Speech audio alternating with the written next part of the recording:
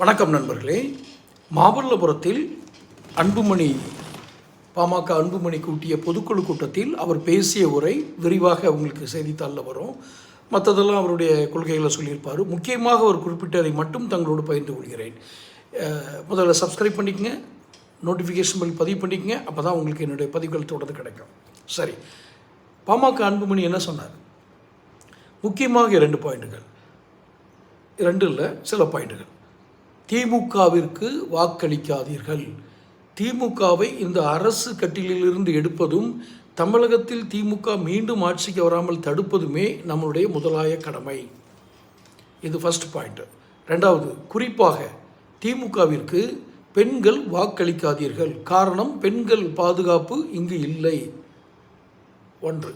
2வதாக, விவசாயிகள் திமுகவிற்கு வாக்களிக்காதீர்கள். விவசாயிகளும் பெண்களும் திமுகவிற்கு வாக்களிக்காவிட்டால் அந்த சதவீதம் நமக்கு ஒரு சாதகமாக வரும்னு அன்புமணி நினைக்கிறாரு. சரி, டாக்டர் ராமதாஸ் ஐயாவை பற்றி அவர் என்ன சொல்கிறாரு? நிறைய சொல்கிறதுக்கு இருக்குது, வழியோடு தான் நான் பேசுகிறேன் அப்படின்றார்.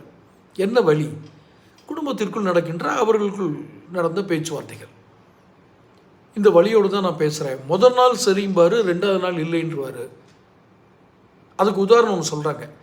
இந்த நிர்வாகிகள் நியமனத்தில் 2 பேரும் சேர்ந்து கையெழுத்து போடுவோன்னு சொன்னேன். யார்? அன்புமணியும் டாக்டர் ராமதாஸ் ஐயாவும். முதல்ல சரின்னு சொன்னார். அப்புறம் 1 வாரம் கழித்து இல்லை நான் மட்டும்தான் கையெழுத்து போடுவேன்றாரு. அப்போ இந்த 1 வார காலத்துக்குள்ளே என்ன நடந்துச்சுன்னு எனக்கு தெரியல.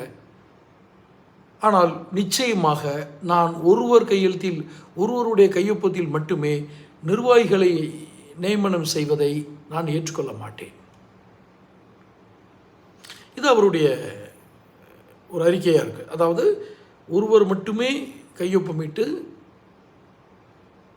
அந்த ஒருவர் மட்டுமே கையொப்பமிட்ட அதிகாரத்தில் ஒருவரை நிர்வாகியை நியமனம் செய்ய முடியாது என்பது அன்புமணி ராமதாஸுடைய திட்டமாக இருக்கிறது. பொதுக்குழுவில் மிக மிக முக்கியமான பாயிண்ட்டு, நிரந்தர தலைவர் என்று அவரை கூறியிருக்கிறார்கள். இல்லை, இன்னும் ஒருவருடன் தான் எனக்கு தலைவர் பதவி, அதுக்கப்புறம் வேறு யாராவது வரலாம் அப்படின்னு அன்புமணி சொல்கிறார். ஆனால் இவர் பொதுக்குழுவில் தலைவராக தேர்ந்தெடுக்கப்பட்டு விட்டார் என்பது கிட்டத்தட்ட உறுதியாகிவிட்டது.